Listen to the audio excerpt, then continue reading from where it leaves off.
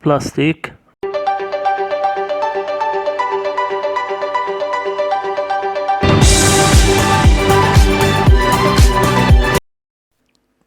Salut les élèves, aujourd'hui on va voir la suite du courant électrique continu.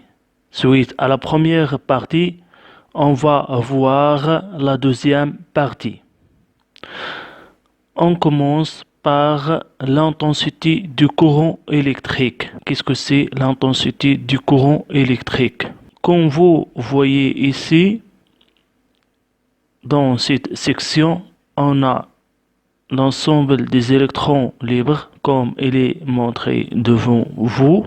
Les électrons, comme nous avons vu dans la première partie, se déplacent de dipôles négatifs vers le pôle positif. Voilà. Par contre, le courant électrique qui se déplace de pôle positif vers le pôle négatif. L'ensemble de ces électrons dans cette section se déplace dans cette section dans même durée. En même temps, il donne l'intensité du courant électrique. Comme il est défini, l'intensité du courant électrique, c'est la quantité d'électricité ou des électrons libres qui franchissent une section S du courant dans même durée. À partir de cette définition, on conclure la relation suivante. I égale à Q sur T. Et l'intensité par l'ampère-mètre, Q par coulomb, T par S. Faites attention dans l'exercice des unités. 1 mA égale 10 à la puissance moins 3 ampères. 1 microampère 10 égale à 10 à la puissance moins 6 ampères. 1 nanoampère 10 à la puissance moins 9 ampères. 1 minute égale 60 secondes. 1 heure égale à 60 minutes égale à 3600 secondes. En revenant à ce schéma, pour comprendre la relation entre l'écoulement des électrons et l'intensité du courant électrique, je vous propose ce schéma de simulation. Dans ce schéma, on a un circuit simple construit de générateurs, lampes et interrupteurs. Voilà le sens des électrons et le sens du courant électrique. Voilà l'écoulement de courant et le sens d'écoulement des électrons. Regardez, lorsqu'on augmente la vitesse d'écoulement des électrons, donc l'intensité s'augmente. On augmente plus. Voilà, l'intensité de la lumière s'augmente. Voilà le sens des électrons et le sens du courant électrique. Voilà, lorsqu'on diminue la vitesse d'écoulement des électrons, voilà l'intensité se diminue. Voilà. Maintenant, elle est très claire pour vous prendre quelle est la relation entre l'écoulement des électrons et l'intensité du courant électrique. Qu'est-ce que c'est un courant électrique continu? Pour comprendre ça, je vous propose ce schéma. Donc, une section du conducteur métallique, lorsque on mesure le courant dans ces différentes sections, doit être le courant, on trouve même valeur. Dans ce schéma de simulation, voilà, lorsqu'on mesure le courant dans différents points du circuit, on trouve toujours même valeur et 2,60 ampères mètre. Voilà, toujours la valeur elle est fixe, 2,60 ampères. Voilà. C'est très bien. Lorsqu'on augmente l'écoulement des électrons, la valeur du courant se change mais reste toujours constante dans le circuit. On augmente plus, égal à 4,60 ampères, toujours elle reste constante dans le circuit électrique. Voilà, elle est constante. comme vous voyez devant vous dans ce schéma. Donc on augmente plus jusqu'à voilà jusqu'à hein, jusqu'à la valeur maximale environ 11,46, mais il reste toujours cette valeur constante de le circuit électrique. Elle est toujours constante. Voilà, elle est toujours constante de le circuit. Voilà. Donc, maintenant, on mesure le courant électrique continu. Voilà, c'est ça. Voilà. Mais lorsqu'on diminue hein, l'écoulement des électrons, l'intensité se diminue, donc, mais reste toujours constante. Hein. Regardez pour s'assurer faisabilité de ces schémas de simulation. Lorsque on laisse le circuit ouvert, le courant s'annule. Donc, en revenant toujours le schéma de section du courant du conducteur électrique. Qu'est-ce que c'est la quantité d'électricité? Toujours les électrons, je rappelle, les électrons se déplacent du dipôle négatif vers le dipôle positif. Par contre, le sens conventionné des courants électriques se déplace du pôle positif vers le dipôle négatif. Donc, l'écoulement de ces électrons nous donne la quantité d'électricité. La quantité d'électricité transportée par un courant électrique correspond au nombre N de charges en circulé. Ce que nous donne cette relation qui est égale à N fois alpha fois E. Donc N c'est le nombre de porteurs de charge. Alpha c'est nombre de charges dans un porteur. Et E c'est charge élémentaire égale à 1,6 10 à la puissance moins 19 coulombs. Donc, pour comprendre alpha le nombre de charges dans un porteur, je vous propose c'est exemple le cuivre 2 charges de plus, il y a deux charges, le cuivre 1 il y a une seule charge, le cuivre chlore de charge moins est égal de charge 1 parce que toujours Q il est positif qui est égal à 2Q plus. Voilà. Dans un conducteur métallique, les charges sont des électrons. C'est pour ça on obtient cette relation devant vous qui est égale à N fois E. Pour comprendre les deux relations précédentes, je vous propose de résoudre cet exercice d'application. Un courant électrique d'intensité 150 mA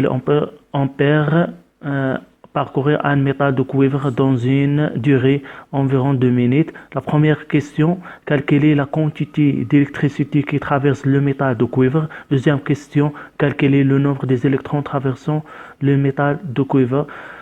Je vous propose de cette vidéo. Voilà la solution. La première question, on a la relation E égale à Q sur T. Voilà, qui est égal à I fois T avec I égale à 150 mA et on transfère en ampères, T et on transfère le seconde. Alors Q égale à 150 10 à la puissance moins 3 fois 120 égale à 18 coulombs. La deuxième question, on a la relation qui est égale à N fois alpha fois E égale à N fois E car alpha égale à 1,13 10 à la puissance 20. Comme nous avons vu, le mouvement du porteur de charge électrique qui donne un courant électrique. Donc les porteurs de charge qui sont responsables de la création du courant électrique.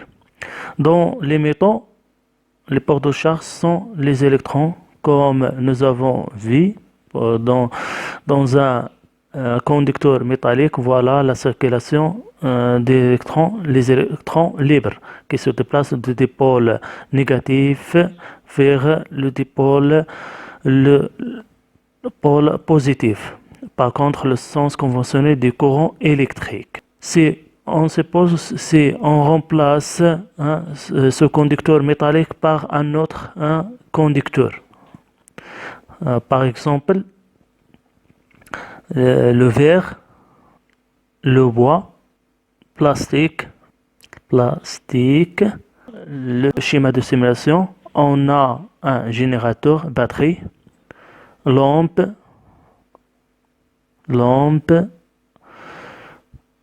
conducteur métallique, voilà, conducteur métallique. Quand vous regardez dans le conducteur métallique, il y a toujours des électrons libres. Ça jette dans différents sens, ça jette d'une manière aléatoire. Un exemple de ces conducteurs métalliques, on trouve le cuivre, le fer, l'argent, etc. Il y a des connecteurs qui permettent de lier et faire connexion pour construire un circuit. Voilà. Alors, on commence par la connexion des éléments de circuit. Voilà. Comme vous regardez, il n'y a pas de la lumière parce qu'il n'y a pas de circulation, il n'y a pas de courant. Voilà, on commence par la connexion. Voilà. Il y a courant électrique parce qu'il y a la lumière. Voilà. Toujours le courant électrique se déplace de dipôle positif vers le dipôle négatif, comme il est montré par ce schéma-là.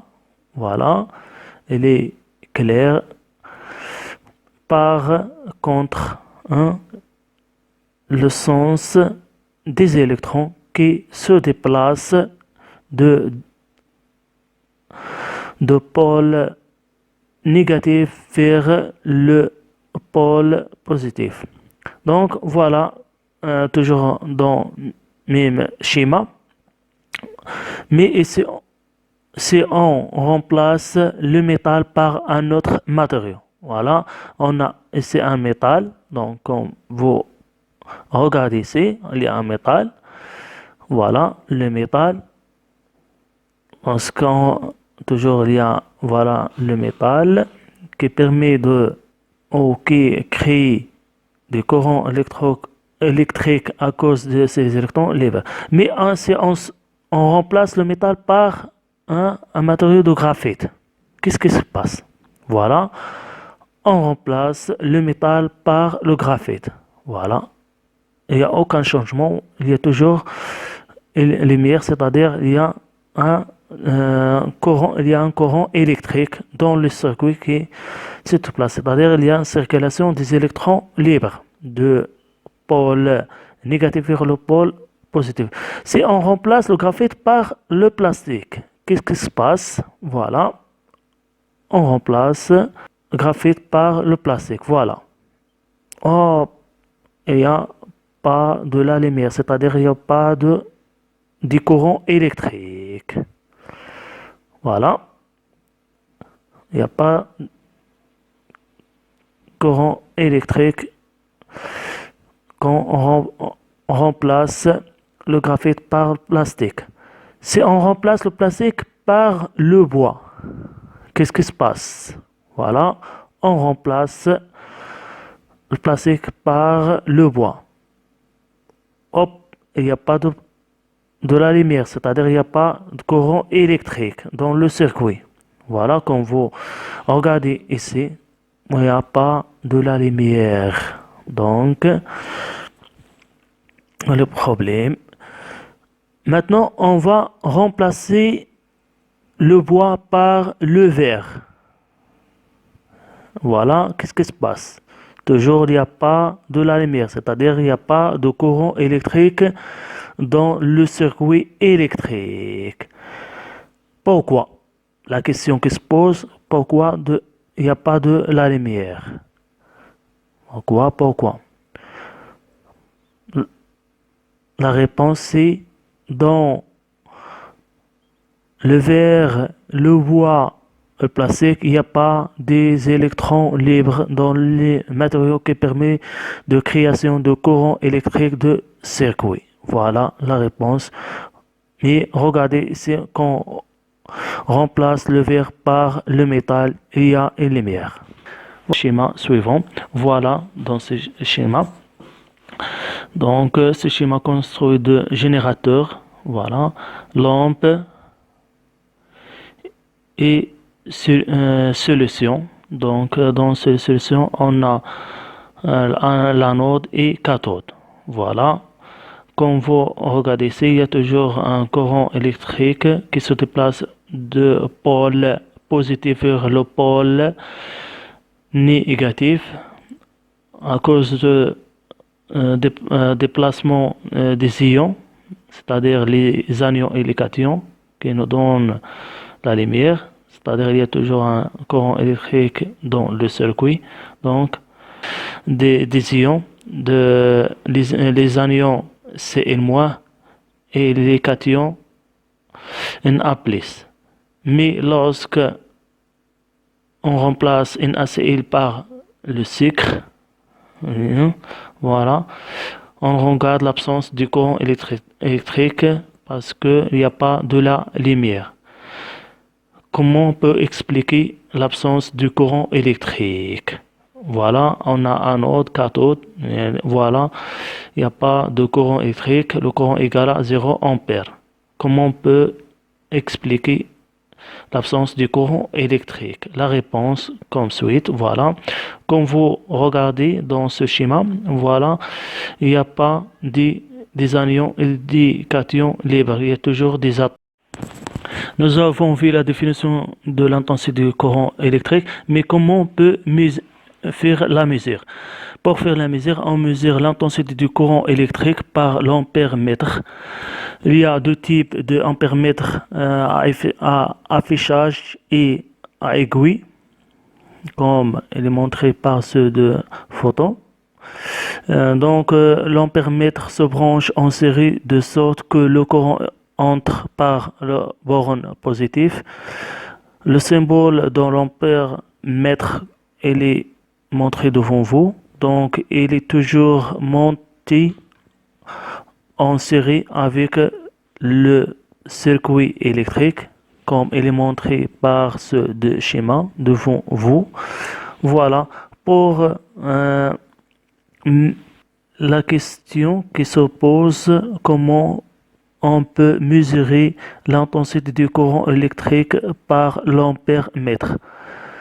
Donc, parmi les conditions de mesurer l'intensité du courant par un ampère-mètre, il faut choisir le meilleur calibre. D'où on commence par le calibre le plus grand, puis on passe progressivement au calibre inférieur. Schéma de simulation, on a un multimètre construit 3 zones pour mesurer le courant, pour mesurer la tension et la résistance. Donc, voilà, on commence par la mesure du courant. Voilà, on branche comme il est conventionné. Voilà, on choisit le calibre, ça marche pas. Il y a un problème dans le schéma. On change la borne. Voilà, on essaye de mesurer la tension. Voilà, ça marche bien. Pour mesurer la résistance, ça marche bien. Voilà. L'essentiel, c'est comment on peut comprendre. Voilà comment on peut calculer l'incertitude du courant mesuré et on a la relation E égale à C fois N sur N0. C'est calibre. Peut-être N, c'est nombre de déviations indiquées par l'aiguille.